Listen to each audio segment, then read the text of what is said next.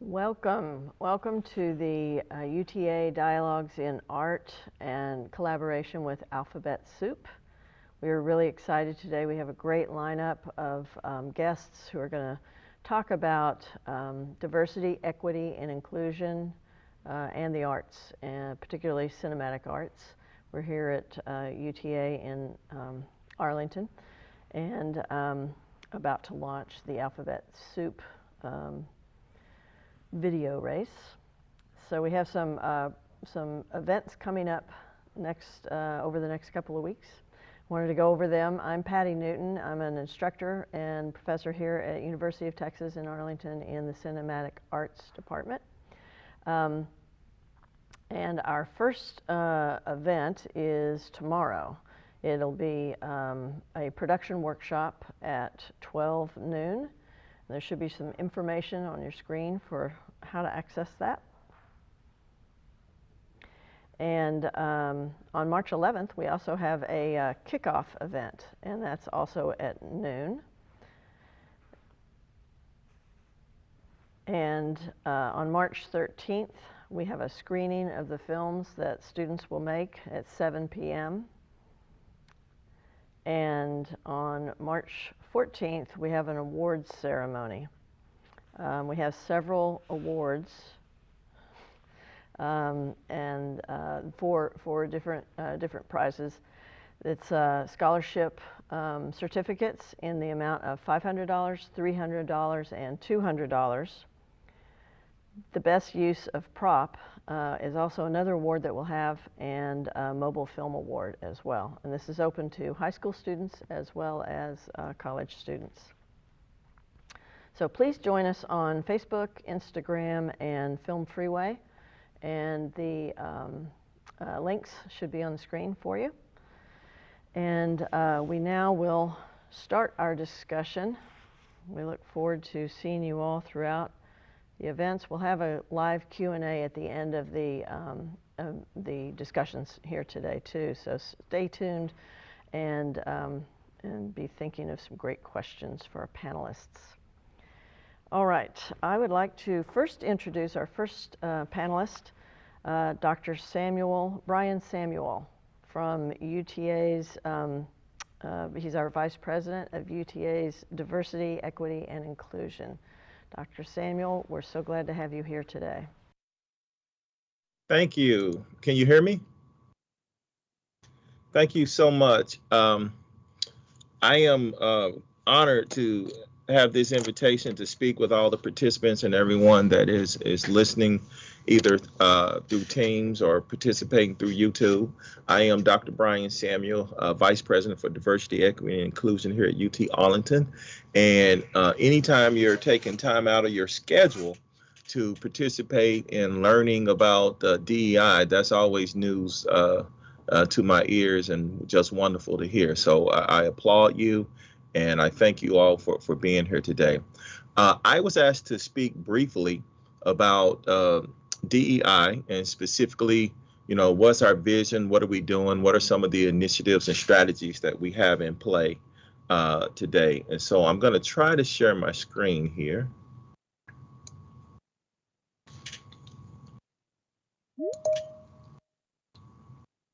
Can you all see my screen? Yes, Yep. we can. Yes. Okay. So as I said earlier, I'm Dr. Samuel and Vice President of Diversity, Equity, and Inclusion. You can see the PowerPoint screen, right? Not my desktop. Yes. Okay, great. And I have been here about 10 months now. Believe it or not, it's close to a year. And I was hired as the inaugural Vice President for DEI, and, had a pretty tall task ahead of me. Thinking about how the University of Texas Arlington would move forward in the DEI space. And so what I'm going to share today is just really at a high level some of the things that we have currently coming down the pike, as well as some things that are on deck for future operations. So let's see. Okay, there we go. We are organized by two core areas, if you will. On the one side, we have what we call our culture, competence, education, and diversity programming um, realm. And, they're going to do all of our heritage months, all our holidays, programs, and activities around the DEI space that works to raise our consciousness, our awareness, and our level of understanding about different issues across the DEI continuum. On the other side of the house, we have what we call our talent recruitment and engagement arm. And they are going to support us with the recruitment, retention, engagement, and some other type of professional development, career development type of things that will help us grow our workforce and be as diverse as we can to mirror the state, regional, national demographics, as well as our student body. Um, I have an executive assistant who supports me on the day-to-day basis in terms of functions and operations as the VP. And then we have an indirect dotted line reporting um, collaboration with the Office of Multicultural Affairs that is a part of the Division of Student Affairs. And that dotted line indirect type of reporting structure exists for the purposes of collaborating around programming and making sure that all that we're doing, we're just aligned, we're strategically focused, we're not double or triple dipping and spending resources over and over again, doing the same kind of things because we're not speaking with each other. Sorry.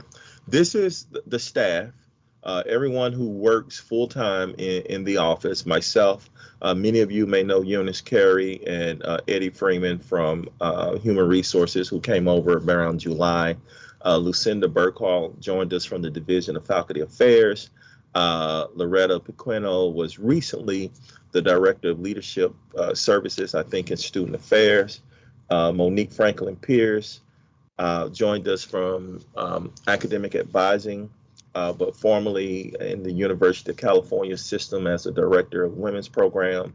And Shonda Dixon spent a number of years as an office manager, office director, and most recently from the College of Business. So if you see them around, give them a nice, warm greeting and welcome them and engage them to the best of your abilities. Okay. Our overview, if we can think of it that way, as I mentioned earlier, we got the recruitment and retention arm, and then we got the culture, competence, and diversity programming arm. And our role primarily is to make sure that DEI is a mainstay of our vision and our values, and it is seen as a consistent and steady priority and resource for the university, right? And all of this is for the purpose of ensuring that our climate is conducive for the success of all who join us in our workforce as well, and more importantly, our students who are coming from all around the world, and creating that culture where we can hire, retain, and promote individuals from all various walks of life. When we think about service delivery, we got about 5 or 6 areas that we like to think of. I mentioned earlier DEI being a resource and a priority for everything that we do. We are a minority institution here at UT Arlington. We also want to make sure that we're supporting programs that are working in the DEI space. Maybe they have a certificate program, maybe they have a minor program, maybe it's a major and a full bachelor's degree level type of program. Maybe it's a syllabus statement or pedagogy around DEI. Maybe it's accreditation. Some of the departments have national or regional accreditation standards that they subscribe to, and we can consult and advise and support those departments with addressing or demonstrating how they have met or exceeded those standards as it relates to retaining or acquiring accreditation. We want to be the consummate DEI professional subject matter experts, performing and providing that high level professional development opportunities for our communities.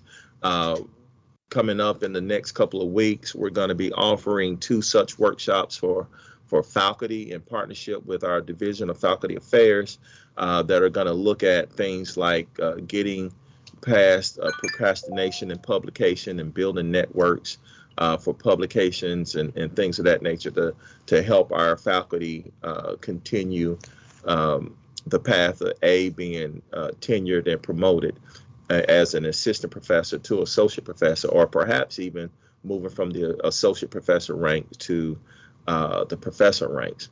We are working on a number of different opportunities, equally high level for our staff, but those are kind of coming down the pike and not yet fully developed at the moment. All of this, of course, is supporting our hiring and retention and promotion of diverse, underrepresented faculty and staff. And when we say diverse, underrepresented, a lot of people will immediately go to race, but is broader than race, right? When we think about diversity, in addition to race and ethnicity, you also have gender and gender identity. You have religious diversity. You have certainly our individuals with disabilities, right? We have veterans, any number of ways that we are a diverse university. And so we want to make sure that, our campus, our workforce look like society and it look like the students that we serve. And I mentioned previously promoting DEI as a value. So we have 4 primary or overarching goals. As I mentioned previously, we want to raise the consciousness of our university community, and we'll do that through programs, activities, events, bringing speakers to our university, bringing professional development to our university, perhaps supporting people with going to other opportunities that are outside of our university. We want to create a pipeline for recruiting individuals into our workforce. And we're doing that by working with different affinity groups like the Southern Region Educational Board or the American Association of Hispanics in Higher Education, our Higher Education Recruitment Consortium, and any number of different affinity groups and networks that can support us with building pipeline strategies and increasing the diversity of our workforce.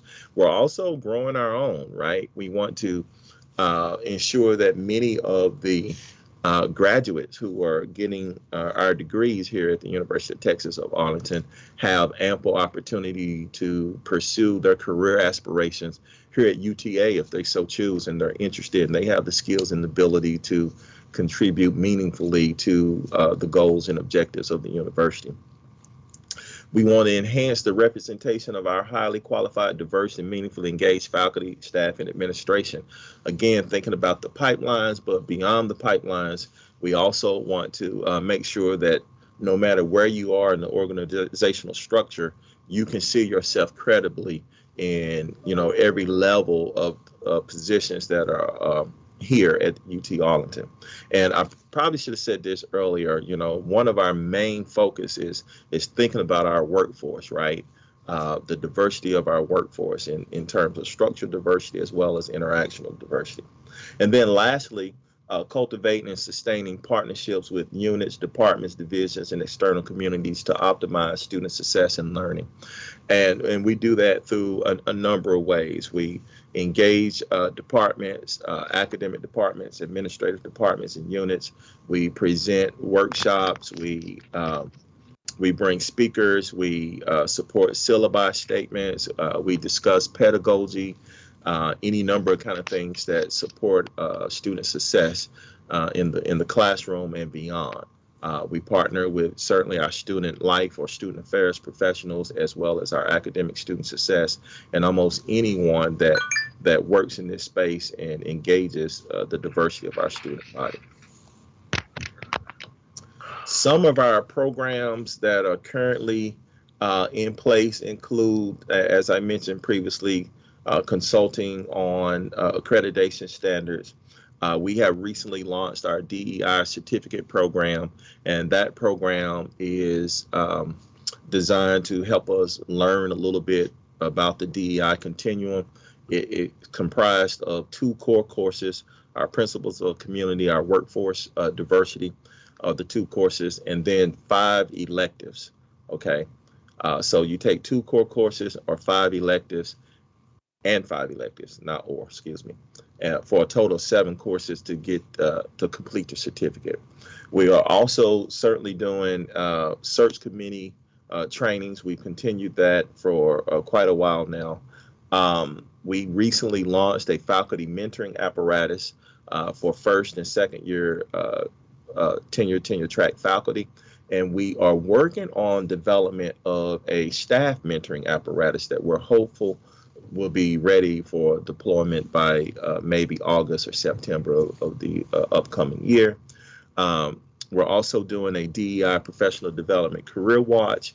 And what that is, the tracking and logging of professional development, career development opportunities our staff have participated in, and so that we can know who has what skills and backgrounds and experiences necessary and sufficient for being considered for promotional opportunities when they arise. And we're also supporting them with attending some of these workshops and conferences that will either enhance what they know about DEI or enhance what they know about their specific career, and so that they may be able to make some career advancement opportunities available for themselves.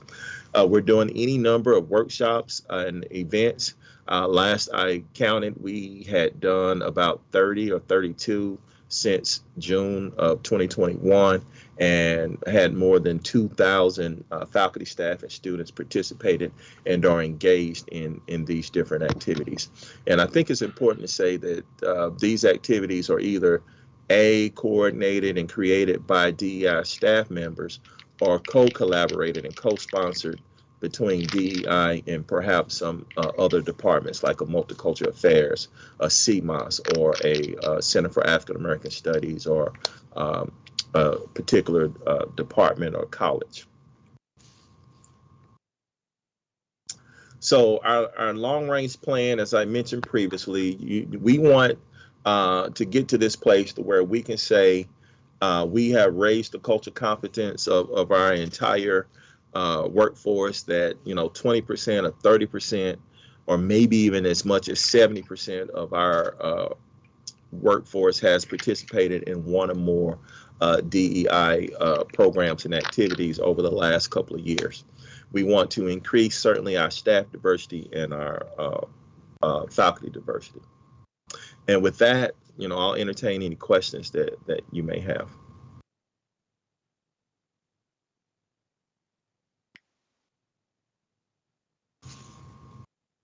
I think we're going to have the questions at the end. Okay. And so they're going to put them up on our YouTube channel. So I don't see any yet, but certainly when we get to them. Okay. That was super comprehensive. Thank you so much. And it's amazing that you're able to get boots on the ground and in 10 months accomplish what you've accomplished. So thank you so much for what you're doing and for leading the university in DEI. Thank you. If you'll forward those questions to me, I'll be much obliged to respond to them, because I'm going to duck out now, because Okay. I'm double booked. I have another program downstairs that I need to go. Okay. All right. Yeah, we can forward those to you, and thanks for your time so much. Thank you all. Appreciate it. Have a good day. You bet. So our next guest is Dr. Dustin Harp.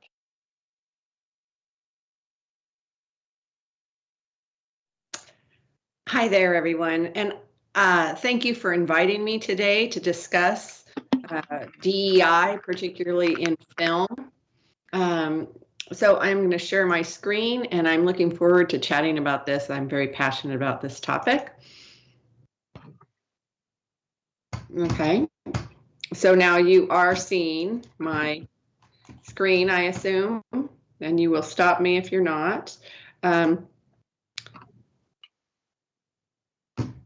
So my name is Dr. Dustin Harp, and I'm director of the Women and Gender Studies program on campus, and also an associate professor of communication. So while my background is mostly in journalism, I really look at all sorts of media, and I look at primarily and teach about primarily marginalized people, marginalized communities within different media forms. So first, before we get started, what exactly are we talking about when we talk about DEI, or, these letters: diversity, inclusion, equity? So let's just put it on the table right here. Diversity is a presence of difference, all right? But that is not enough. We need to think about inclusion.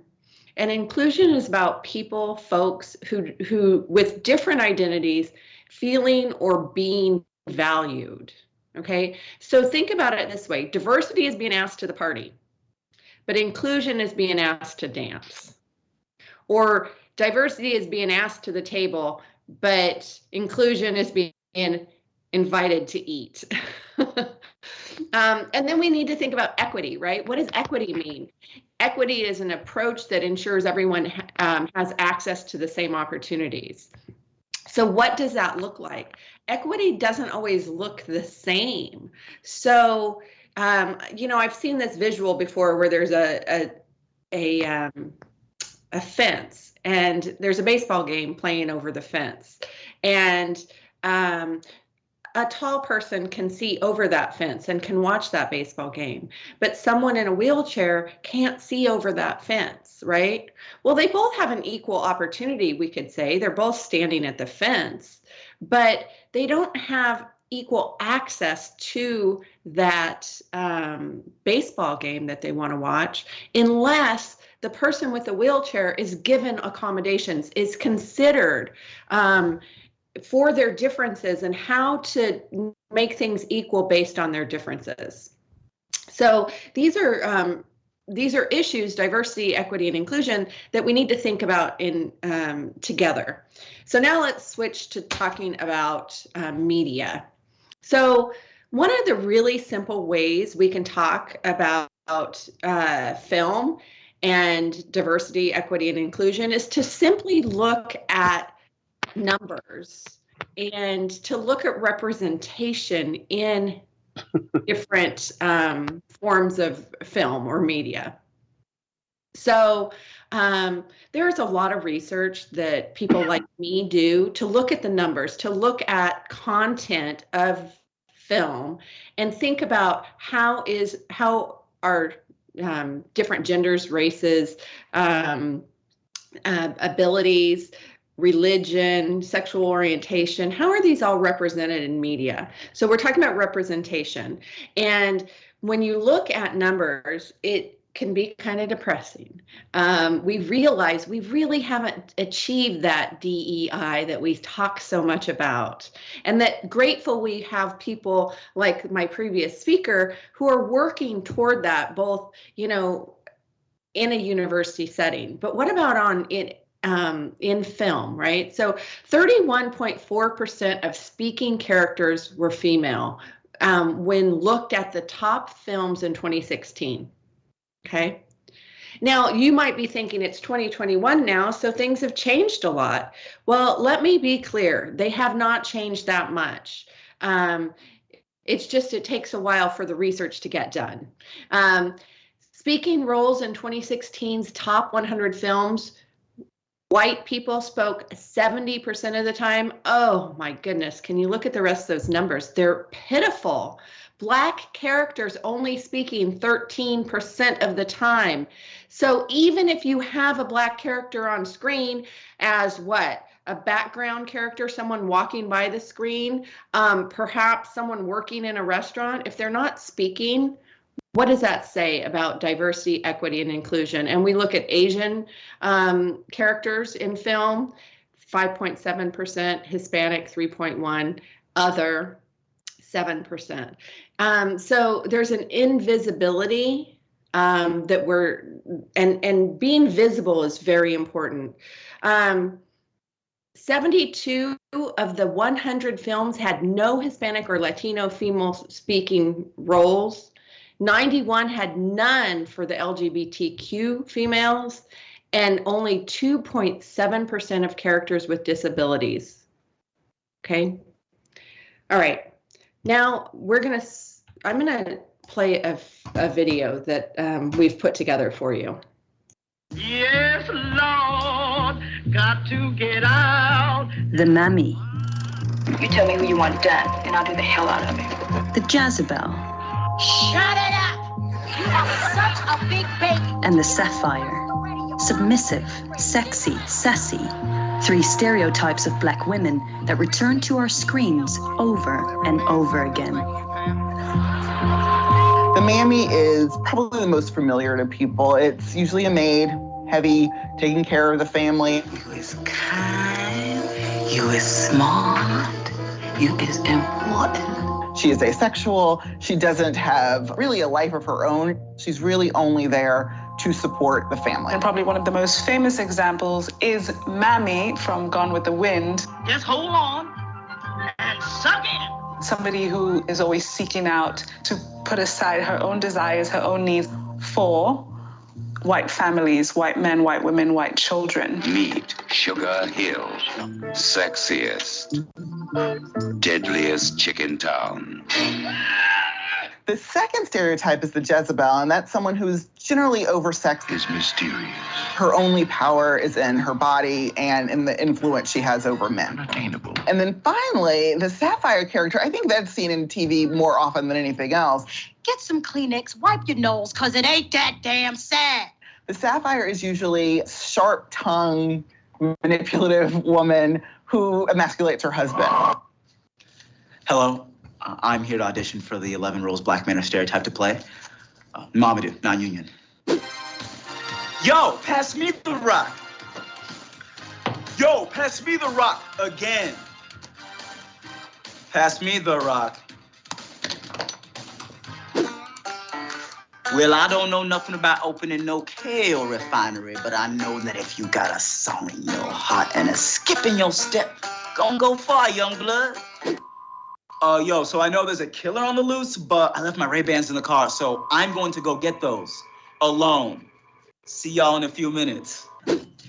Welcome to Africa, my brother. No, do not ask what country. It doesn't matter.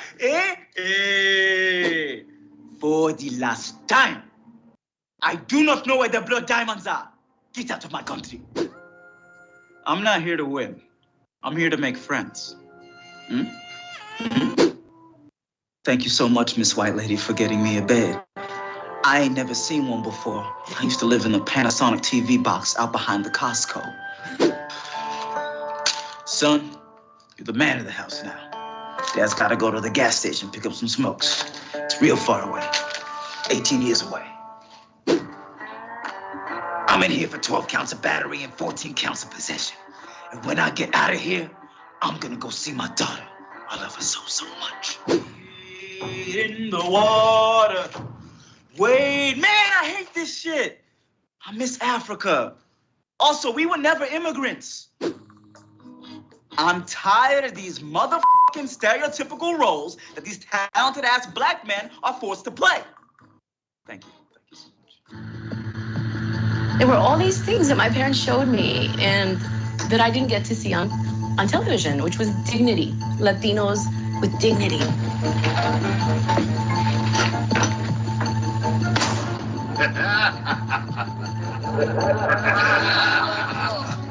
You want me? 60 pesos. A lot of unconscious racism exists because these type of images, these type of perceptions, these type of values have existed so long. They are the norm. Sometimes the director says, wow, no, he's more street, you know? He's like, talks like this. He talks like this, man.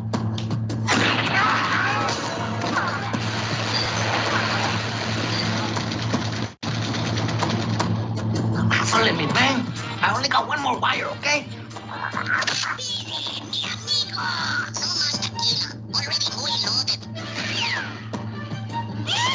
We are in the new millennium, and these characters still keep popping up. From Puerto Rican. I'll be great at selling drugs. When someone like Scarlett Johansson is cast as the lead in an adaptation of a Japanese comic franchise, it's important to understand that the ensuing anger isn't just about that movie.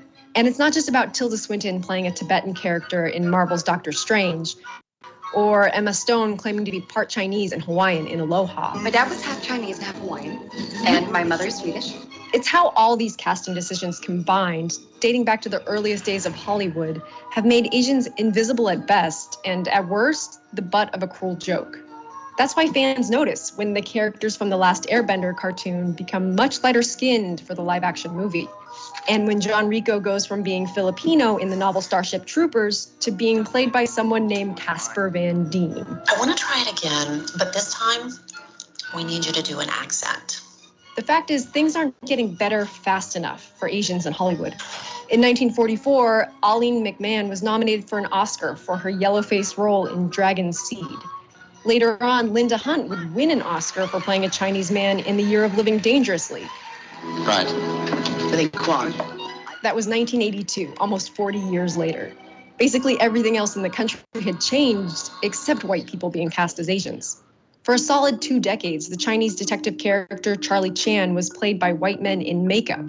But that was the 30s and 40s, right? Well, here's Jim Sturgis and Hugo Weaving reincarnated as Koreans for parts of Cloud Atlas. Who are you? Everyone remembers Mickey Rooney's infamous 1961 performance in Breakfast at Tiffany's as just fully unacceptable and racist, right? Mr. Go right through. It was the first time I saw a gay character on TV. It was Andrew Van de Kamp. He was always causing some trouble, unlike me back then. I've never seen myself fully represented in media, but the first time that I would say something resonated with me, as cliche as it sounds, is the L Word. A lesser-known show called South of Nowhere. Rosa Diaz from Brooklyn Nine-Nine. It's kind of a cliche, but the L Word. There's a show called The Bold Type that's on Freeform. Really haven't seen like a bisexual Asian character. I have never really seen my whole self represented in media. Now you have shows like Jane the Virgin, which is really cool about including the queer experience within the immigrant experience, which is kind of my experience. It's so important for queer folks to see ourselves represented in media, whether we're talking about entertainment media or online or even in the news. Yes. All right. So I know that was a bit of a long video, but I thought it was really important, and rather than me talk about all those issues in media, is to show you the ways we see diversity in our media. So I started talking about the numbers, the representation in terms of numbers, but we also have to go beyond the numbers and think about the stereotypes and the token representation. And you saw much of that. The other thing I think is important is that very last slide that also talks, well, more than the last slide, several people throughout that montage also talk about what it meant as an audience member to see either stereotypes or finally see themselves in media. So not only do we need to think about content, and how we're representing DEI, we need to think about what effect that has on our audience and our culture. And then lastly, we need to think about behind the scenes, because women, for example, if you look at films from 2007 to 2016, were only 4.2% of directors, and this is Hollywood films, 13% of writers, 20% of producers, less than 2% of composers, and 34 unique female directors released films between those in that decade.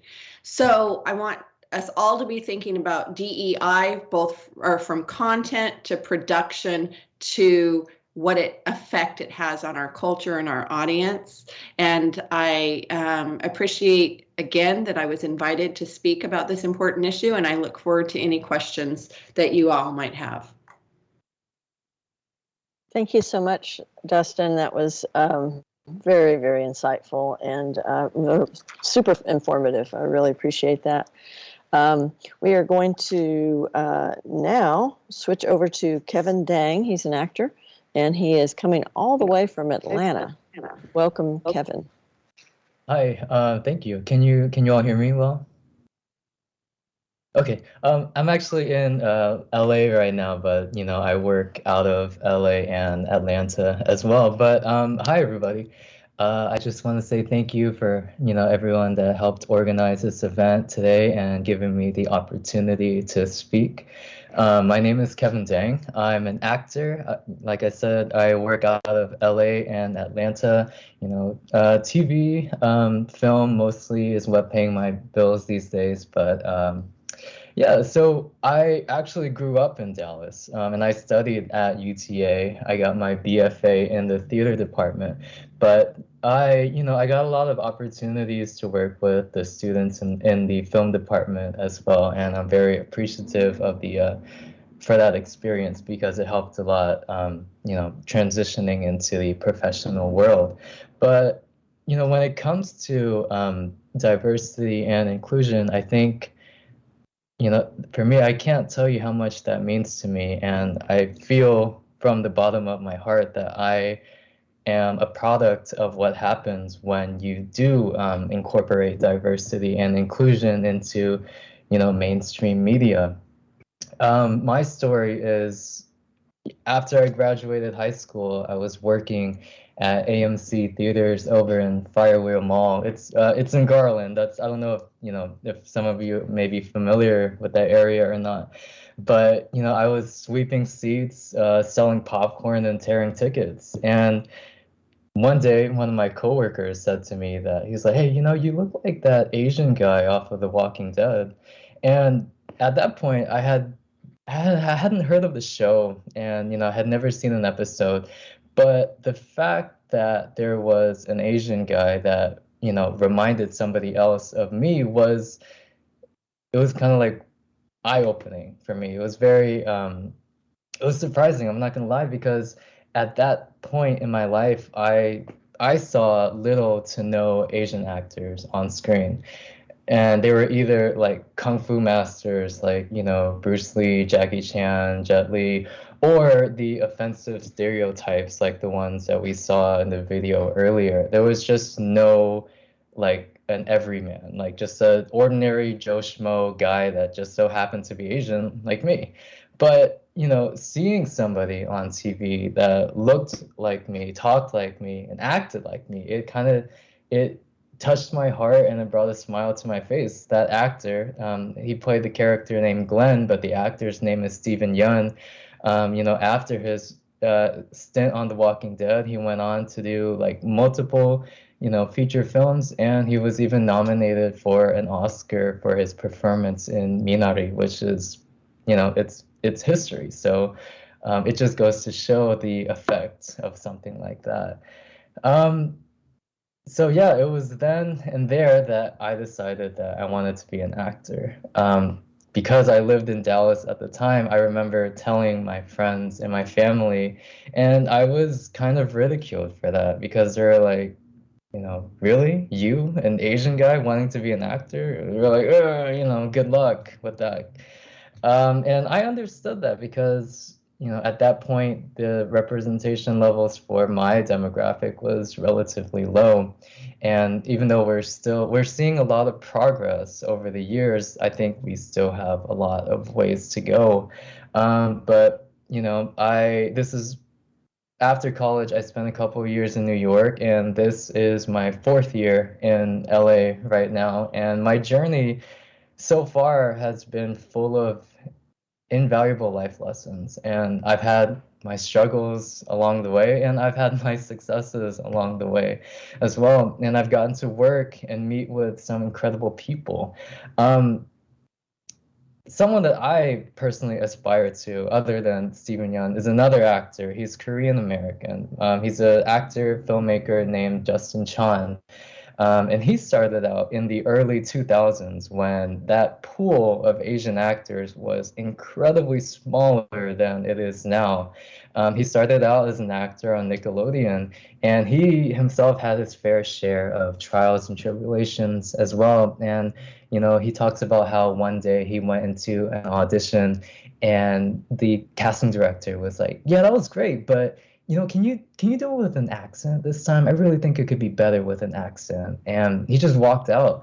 he walked out, he went home, and he expressed his frustrations in an article, and he published it online. And, you know, I feel like with what he did, it kind of just set an example for everybody that we don't have to do that anymore. That's not the kind of roles that we want to do. But over the years, he stuck with his visions, and he went on to write and direct 3 feature films. And now he's directing a series on Apple TV called Pachinko, which is based on the award-winning book. So, you know, to me, that's incredibly inspiring that, you know, like, if things aren't going your way, you can change the narrative, write your own stories, and have your own voice be heard.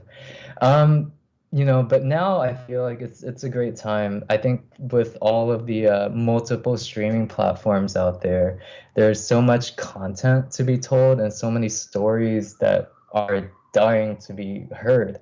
And I think that's just, it's a great time to hop on that train. Sorry, sirens. I live in the city, so it's, you know, part of it. But I honestly feel like if I were to be born in a different time, like if I were to pursue this acting dream as an Asian American in the, you know, 60s, 70s, 80s, even up to the early 2000s, I wouldn't be given the opportunities that I'm given now. I remember when I first started after I graduated from UTA, I was in New York and I was auditioning for like restaurant worker or delivery boy #1. And, you know, I would have those under 5, those U5 lines where it's just like, hi, how can I help you? Or, oh, he went that way, or stuff like that. And it's, these characters are just, they're flat, you know, they're they're like just 2-dimensional, and they have no depth to them. But just, you know, this month or this year alone in 2022, I've gotten the opportunity to audition for such like meaty roles and stories that represent my community, my demographic. And it brings like chills just talking about it. But I mean, I'm very honored and I'm grateful to be on this journey. And you know, every day that I wake up and I get to follow this dream is a blessing. And however I can give back any way I can, I'd love to.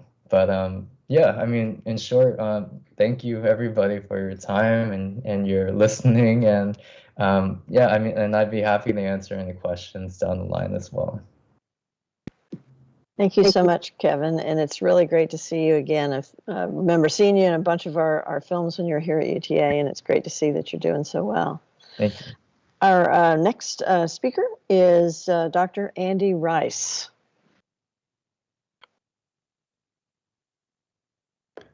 Hello, everybody. How are you? My name is Andy Rice, and I am an assistant professor at Miami University. And I'm here to talk today about EDIT Media, which stands for Equity, Diversity, and Inclusion in Teaching Media. And I'm the chair of the teaching committee for this group. So I'm going to open up my PowerPoint here.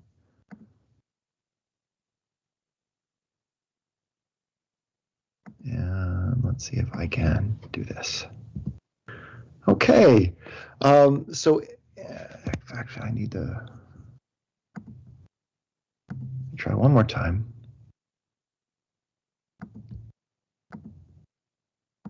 Okay, so EDIT Media is a national movement of media production and studies faculty who are committed to following equity, diversity, and inclusion principles in their teaching.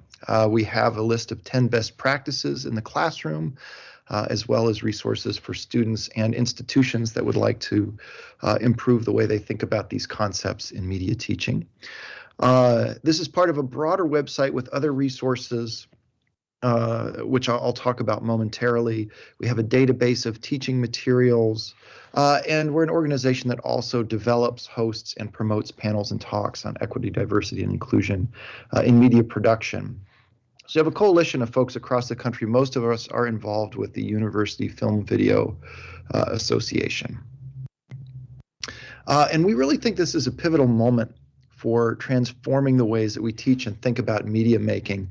This has several factors. Of course, there's the decreasing cost of the materials required to make media, so that you don't have to just do it in a professional film school. You can now think about media production in a liberal arts context. We think about production skills as key aspects of 21st century civics, and there's momentum in the industry right now for more inclusive forms of storytelling. So we try to promote these kinds of things as a group. A couple recent projects to make you aware of, and I'll show kind of the website in a moment. First, we have the Intimacy Coordination Guide. This is a relatively new publication on the Edit Media website about how to think about consent protocols around scenes with intense physical contact of either a sexual or violent nature. So how to script that kind of thing, how to work with actors. It's a very comprehensive guide. We now have the FemX Film Archive on the Edit Media database by Irene Lustig and Julie Wyman, which is a collaboration with students in their classes to interview feminist experimental filmmakers. There's a very long list of these folks there. In any of your classes now, you can add to it. There's an option to do that as well. We've done a national survey on equity, diversity, and inclusion for production and media studies students that we're thinking about how to publish.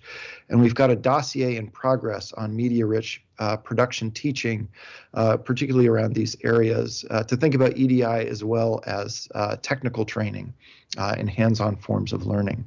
And so I want to talk about that more specifically with editing, because we have this gunsmoke problem. Well, there is an editing exercise in production classroom that dates back to the 1950s TV show, because somewhere along the way, somebody got a hold of the rushes for it, and it became this very easy way to teach a series of techniques with continuity editing. Unfortunately, the scene itself is quite dated. It's a sheriff and a outlaw fighting over a damsel in distress in the street. So while you might learn the timing of a punch, you don't learn the kinds of values that we would like to bring into our classrooms. So Edit Media has a couple resources that I wanted to point to here. And I think I'm going to switch out of this. So the first is called Scary Lucy. Scary Lucy is a 20-minute film about a stand-up comedian and her female partner coming to terms with the threat of breast cancer to their relationship. It's also about plotting to remove this notoriously ugly statue of Lucille Ball that was actually unveiled in Celeron, New York in 2012. So it has this kind of humorous quality to it. And I wanted to show just the first 30 seconds of this film. Let me see if we can get this up here.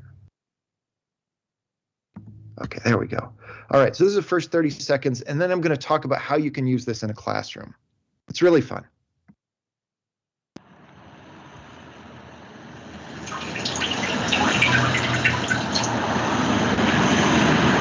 Oh, no. What's wrong? Biggest night of my life, and I've fallen to the communists. You what? The Red Wedding, Shark Week. Do you have anything in here? Oh, I don't know. What toys are these? This is a child's purse. They pay me to be funny, not be an adult. Oh my God, there is so much Pez in here. We're gonna have Oreos for dinner. Okay. So you get the sense of the pacing of it. There's a lot of kind of frank discussions about things and humor. And I wanted to show the exercise, which is linked on the Edit Media site. And this is what the Edit Media homepage looks like. This is under teaching materials. But there are two scenes from this film that Sheila Schroeder, who is a professor at Denver University, that uploaded this to Edit Media, has contributed. So everybody has access to this stuff if you'd like to teach it in your classroom. First, there's a shot list for this scene that you just saw, and it goes on for another minute. Script supervisor's daily log, so that students can look at these kind of notes that are taken as the shoot progresses, what kind of things are working, what kind of things aren't. Script for the scene. And an hour of the raw footage. This is a full hour's worth of material, multiple takes. You can see the ways that the actors sort of work through their lines differently, and they change little subtle things along the way. The full script for the full film. And then a footage log, so students can actually watch this raw footage and make notes about what things they think are important here and how they might edit this piece together, and then they can do it. So this is a sophisticated editing assignment. In the Scary Lucy editing exercise archive, there's another scene This is more for more introductory level students. It's a scene that comes later on in the film where they're plotting on how to take the Scary Lucy statue and throw it in the Hudson River. Another very funny scene, a little bit simpler. So this one is great for fiction editing. And I wanted to point out one other one. This was from a film that I worked on with director Zainabu Davis called Spirits of Rebellion, Black Independent Cinema from Los Angeles. It's a historical documentary about the LA Rebellion film movement. This is also accessible through the Edit Media site. And this one teaches more the skills that you would need if you were putting together a historical documentary. It features a very brief interview clip, or two very brief interview clips with Ed Guerrero, who is a historian of Black cinema, and has written the book Framing Blackness, which we teach from in our intro level class here. He's telling the story about growing up in Los Angeles during the Watts Rebellion, what it was like to be there and to see these things happen. And then there's a finished scene, and students have all the materials they would need to make a scene themselves out of this 3 minutes of material. So they learn how to work with music, photographs, scan of a newspaper headline to do an animated move across it, balancing voice with through sound mixing with other kinds of materials there, and significantly working with newsreel clips where this event that Ed Guerrero remembers as a rebellion is framed as a riot. So students have to deal as well with the as well as with the technical aspects, with reappropriating these materials for events that have a limited set of archival resources. So there's a critical conversation to be had there about how we think about history in different moments in time. And with that, I think I am going to turn it over because we are relatively short on time. I know, so let me stop this here, and I look forward to questions. Thank you so much. Thank you so much, Andy. I appreciate it. And that's really, really great lesson plans that you have there. I look forward to looking those over. Our next speaker is Caitlin Horseman.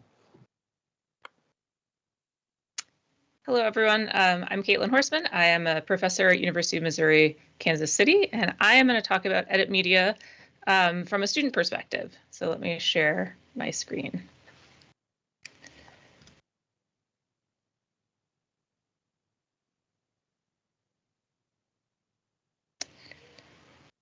All right. So everybody can see my PowerPoint? It's okay? All right, excellent.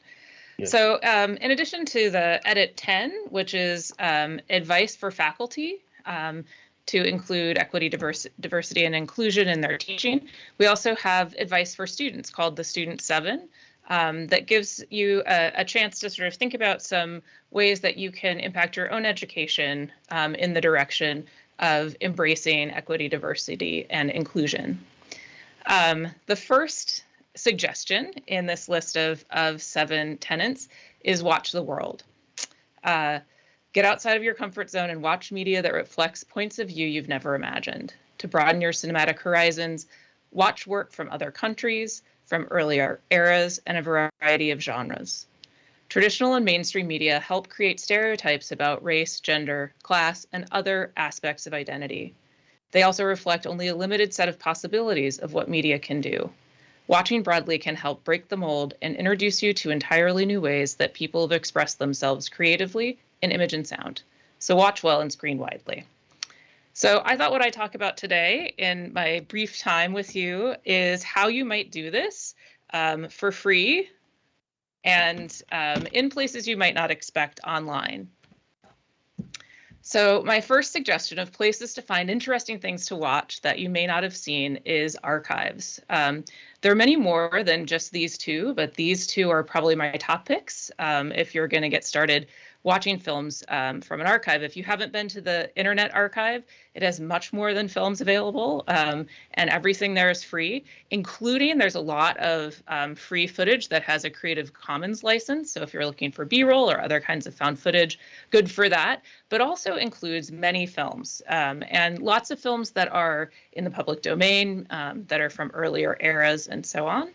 And then a newer project, the Black Film Archive, is a register of Black films that were made from 1915 to 1979 that are currently streaming. So not all of these are free to access, but certainly a really important resource to see films that you may not know about. And you may or may not know that there is a whole history of Black filmmaking in the US that is as old as any other film history, as old as Hollywood history. It's just much less accessible. So Black Film Archive is a great place to start to see those films. Another place to think about looking for films that might expand your cinematic repertoire are national film organizations. I have 2 English-speaking ones here. There are ones in other countries as well. The BFI, the British Film Institute, and the National Film Board of Canada both have free access to free films online. Some of them you can only watch in Canada or in Great Britain, but there are also those that you can see in the US. Certainly a worthy way to explore the cinemas of other cultures and national cinemas that aren't the cinema of the US. Some suggestions for streaming services beyond the ones that we are all familiar with. And I will say that Netflix, Hulu, even Amazon are doing a better job of foregrounding material made by, by makers of color and that embrace other experiences. But some free resources, and Mubi isn't free for students anymore. It was for a long time, but some curated resources that might be interesting to you. Canopy, and UTA is a participant in Canopy. This is through the library. If you go to your library's website, public library, or the university's library, you are able to search a gigantic collection of films and watch them for free. And it's just like any other streaming service. It looks really good, so great quality. And then Mubi is a really interesting streaming site. It is a curated group of films that changes every month.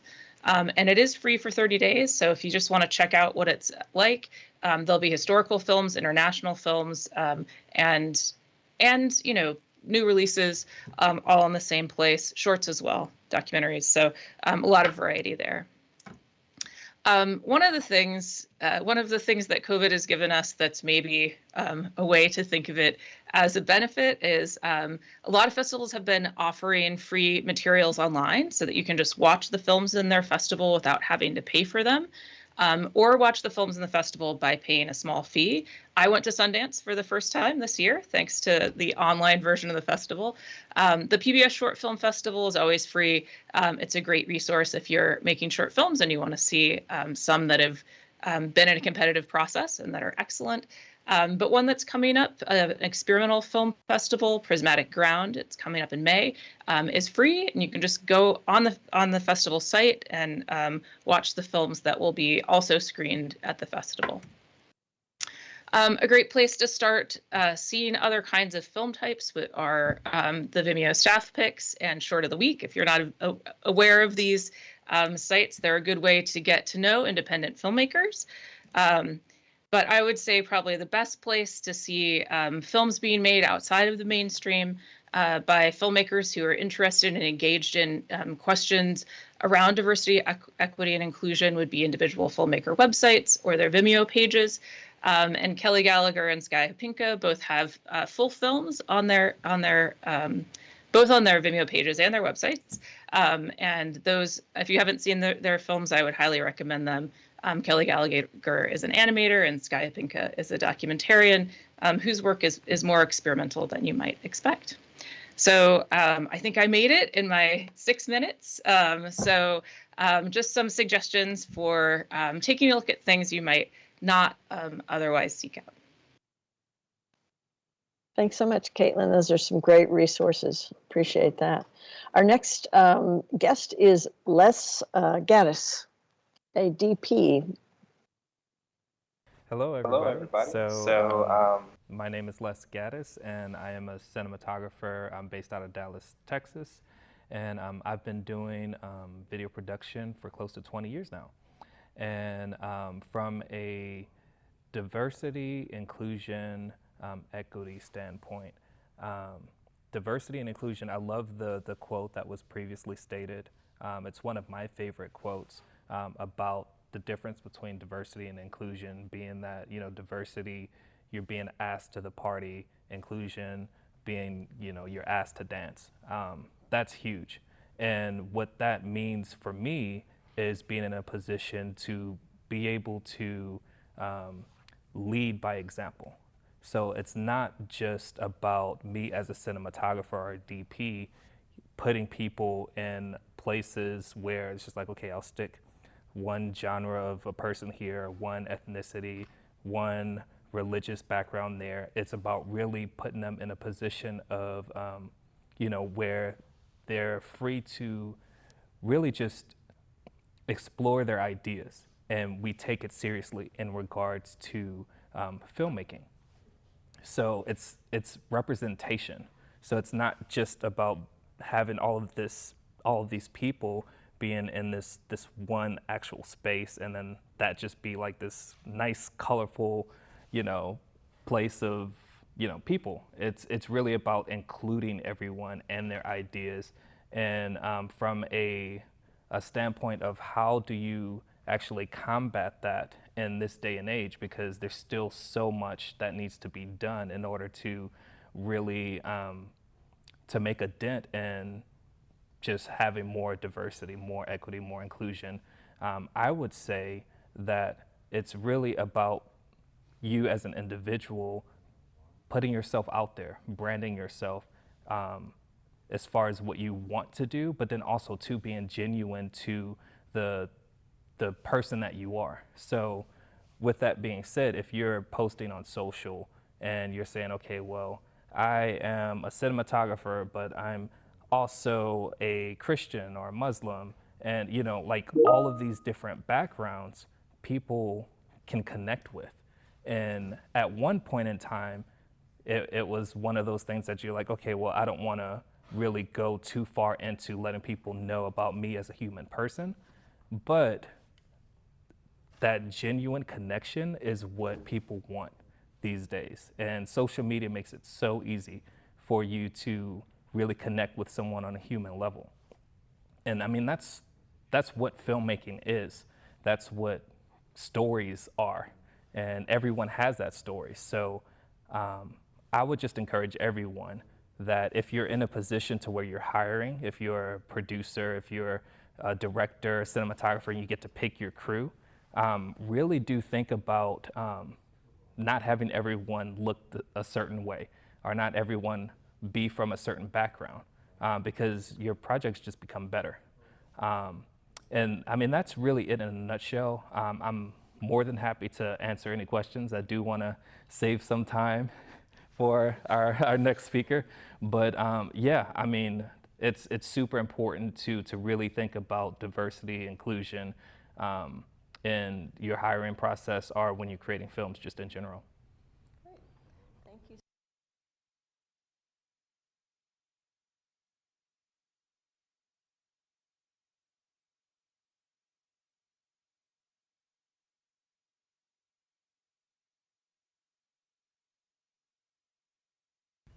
Hi, everybody. I'm Carolyn. Thanks for having me here. When I was first asked to speak on this panel, I was like, me? You want me to talk here? And I was like, oh, great. Awesome. Les really teed me up. So I work in mostly the unscripted world. I've done some narrative and some commercial, but primarily unscripted, and I'm a hiring producer in that field. And so to Les's point, whenever you're picking your crew, it's important to make sure that you have that diversity, that you have different cultures that are a part of that narrative that you're building. And I was working on a project this last spring that focused on a BIPOC host. And it was really important to me and to the team that we have someone on the team, director, DP, that was BIPOC and could tell that story with him, that could be a part of that narrative. And we went through piles and piles of resumes. And the people that were in our area and the most qualified for these positions that we had access to all ended up being a bunch of white dudes. And so that entire crew was all the same. It was all the same kind of person. And it was the executive level all the way down to the ground crew. And that was the moment that it really dawned on me, like there's a need for opportunity. You know, that's what this industry is. So my company, Script and Screen Creative Development, partnered with a 501c3 in the DFW area called Keeping My Promise. It's run by a man named Aaron Harris. And we have a subsidiary of that called Dreams. And Dreams has been put into place to offer those mentorship opportunities, those internship opportunities, and entry-level positions for students that are interested in film and television from high school to college, and starting as soon as possible with them to give them the experience that they need. That opportunity in this industry is what is going to make or break it for you, you know? And, you know, school is great and having these experiences is great, but at the end of the day, that hiring producer is looking at your resume and they're looking at what you've worked on. And really, they're looking to see if they had a friend that worked on that show that you were on last week so they can call them and see about you, how great you were. So the sooner that we can get individuals involved in these projects and get them that real life experience and get them those credits, the sooner we can start creating real change and a rippling effect that's going to get people into those upper echelon positions, that's going to broaden the scope of the cultural narrative, that's going to broaden the ideas and the stories that we can come to, and it's going to give more opportunity for those stories to be told. So that's where we're at. I do have, speaking of opportunity, there's a couple of different things that I want to touch on. We had spoken about a couple of film festivals that were online. There are a couple in the DFW area.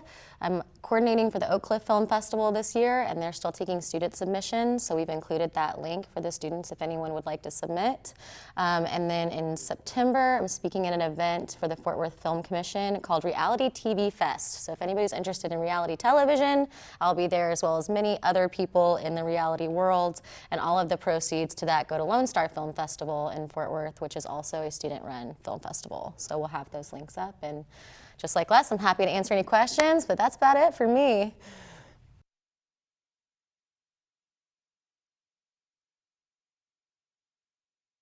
A lot of irons in the fire and very, helping keep the DEI thing moving, and it's so important. So thank you. Thanks for bringing up the next generation, helping to do that as well. So we are to our Q&A session now. I don't know that I see any questions yet on the chat here, but now would be a great time. I think we might have a few minutes to be able to fit some questions in if anybody in the YouTube audience has a question that they'd like to ask.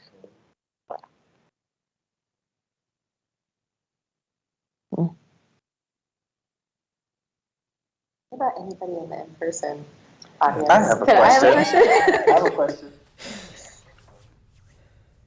Yes. Oh, can I ask? Question, please. Yes. So I want to ask you, where do you find people, or where do you search or look for diversity, like production, when you're looking for people that you want to crew up with? I'm hearing myself, so it's throwing me off a little bit.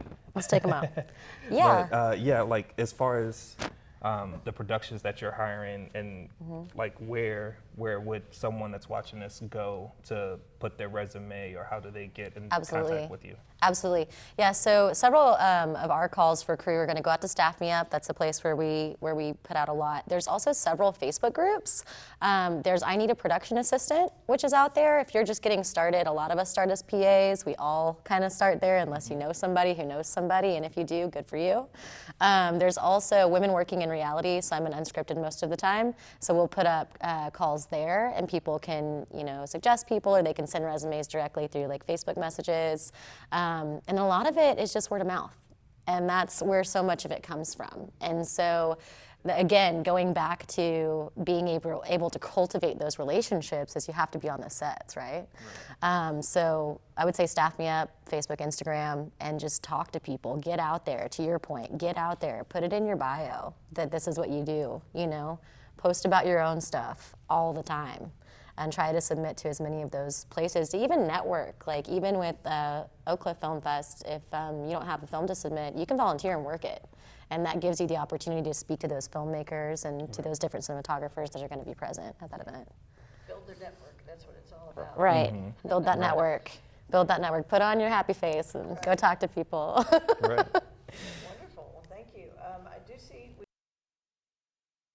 your experience, how flexible, and this is for anyone who would like online as well as here in the studio, in your experience, how flexible are directors and producers to rethink the ethnicity of their characters to have a more inclusive cast.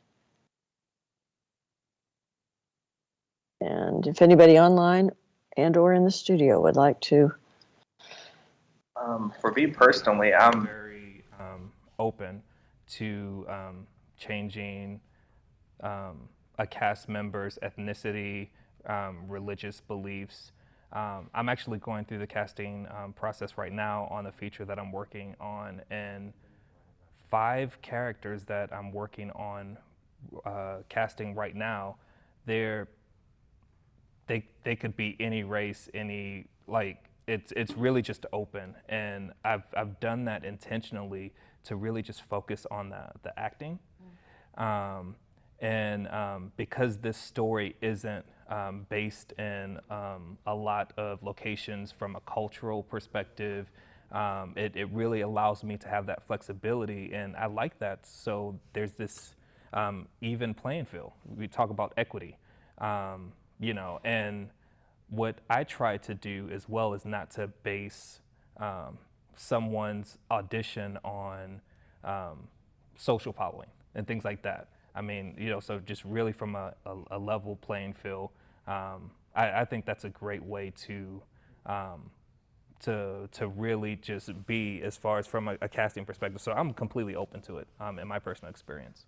Yeah, I would say that it's gotten better as the years have gone on. You know, people are a lot more open to it now, to get, you know, more of that diversity inside the workplace. And it's going to depend on location. Right. You know, it really is going to depend on that. But I'd say that it's people are a lot more open to it now than in the past.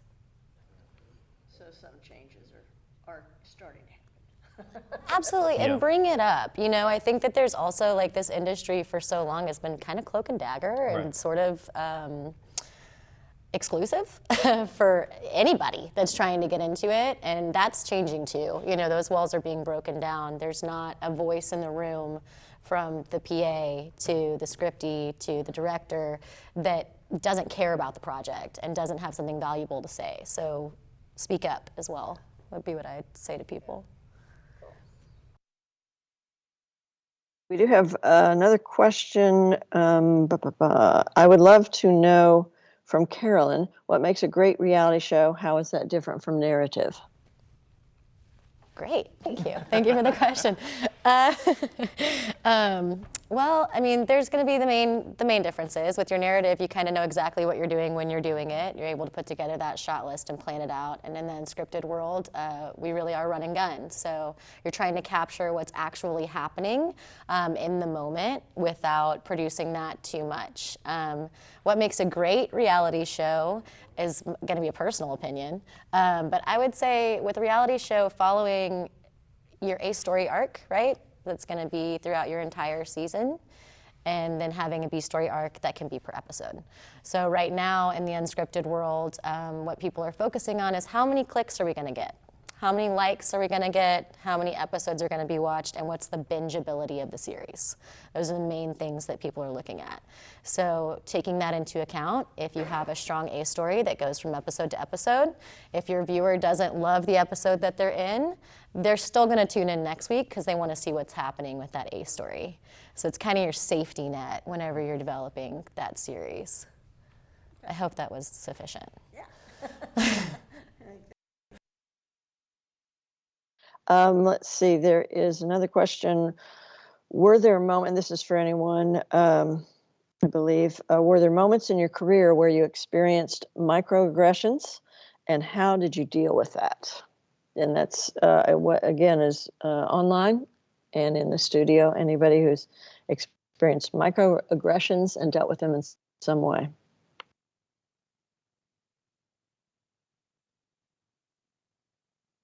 Online wants to take a stab at it, that's fine. I can also talk about it as well, but I don't want to I don't want to forget about our people in other parts of the country. You guys know we're launching our own series? Right, yeah, Sure. exactly. This is it. It's Table Talk with Les and right, Carolyn. there you go, LC. As far as microaggressions, I mean, I've experienced that quite a bit, and even with my climb to director of photography. More times than most, that's why we're having this discussion, because when I was coming up, like seeing someone that looked like me in a DP role or a director role was very hard to really find. So much so that, you know, I still, like on my laptop, I have different people of color as my screensaver that like I visualize in people that I respect, and I'm like, okay, yes, I see myself in people creating things. But the way that I combated that was back in 2015, I was like, okay, well, if no one's going to hire me to be a DP for a feature film, I'm gonna do it myself. And that's what I did. So me, my wife, I got you know, friends, I did the whole casting thing.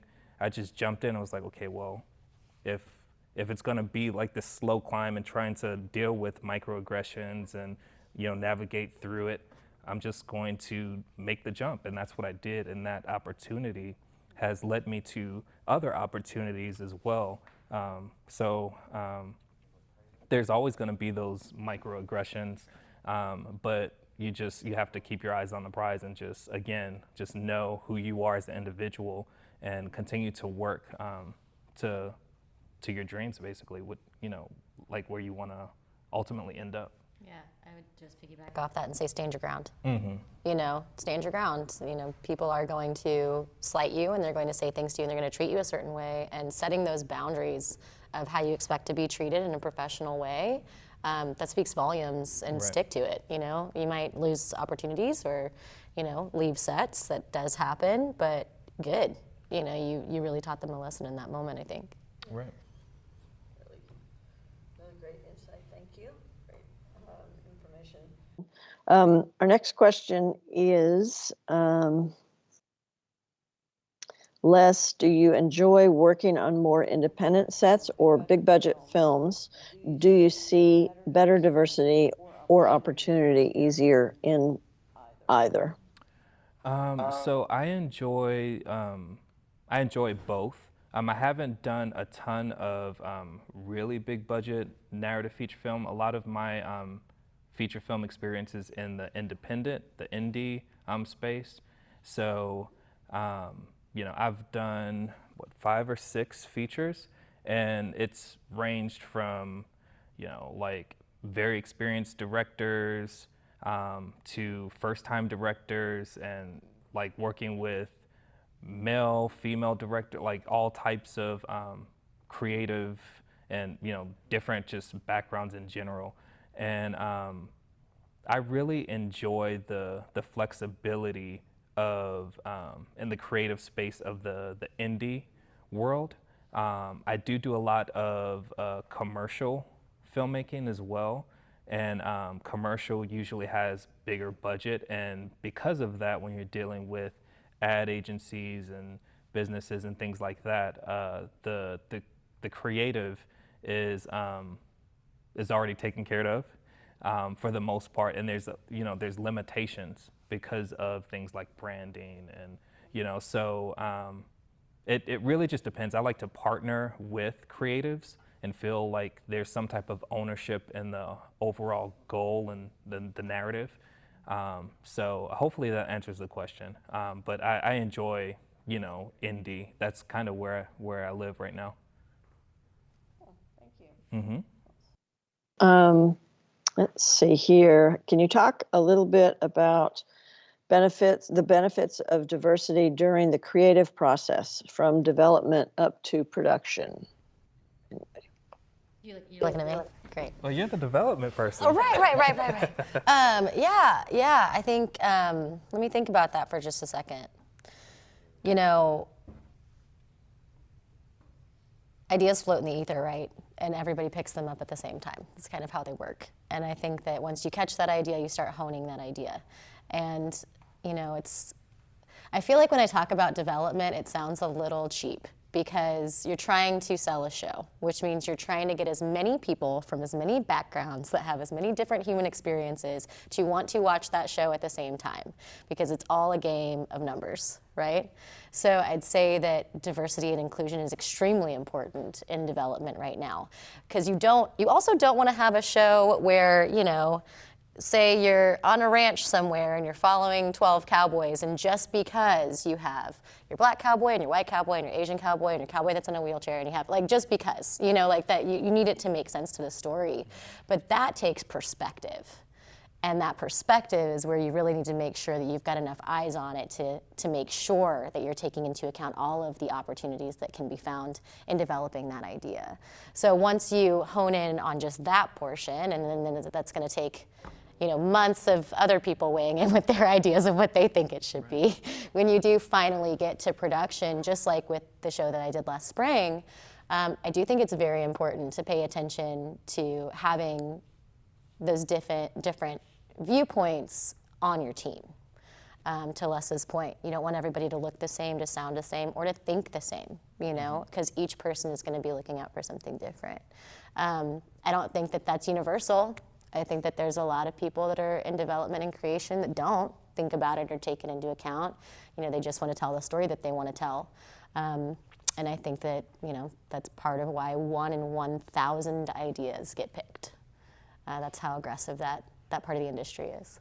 Yeah, kind of going back to the ranch TV show idea, you're talking about just sticking, you know, different types of cowboys in the show. I mean, that's just diversity. Right. We need the inclusion, we need the equity. So I mean, that's, you know, it's trifold. So I just wanted to bring that back to like why we're here. You know, you can't just have one and think that that's enough. Right. Yeah. And we're not checking off boxes. Right. Exactly. Right. Great. Well, thank you so much. And we have, let's see, and looks like one more question. If Kevin, are you still here? Kevin Dang? Yeah, I'm still here. Wonderful. Got a question for you. The person would love to know if you've seen change happening in a unique way in Los Angeles or Atlanta.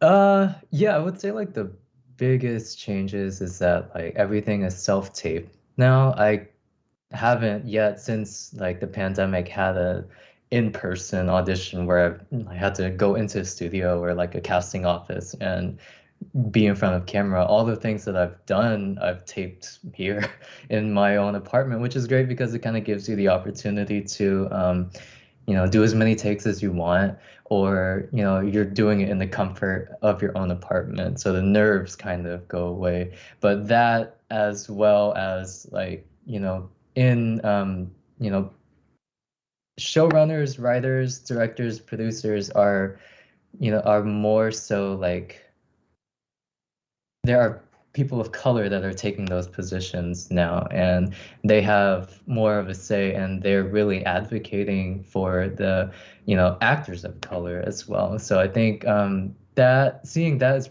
pretty, it's pretty new to me, at least. But yeah, I think those two things like are the two newest, or the two changes that I've seen slowly happening in those two cities. And in terms of casting, is it starting to make slight changes, do you think, or roles and meaningful roles?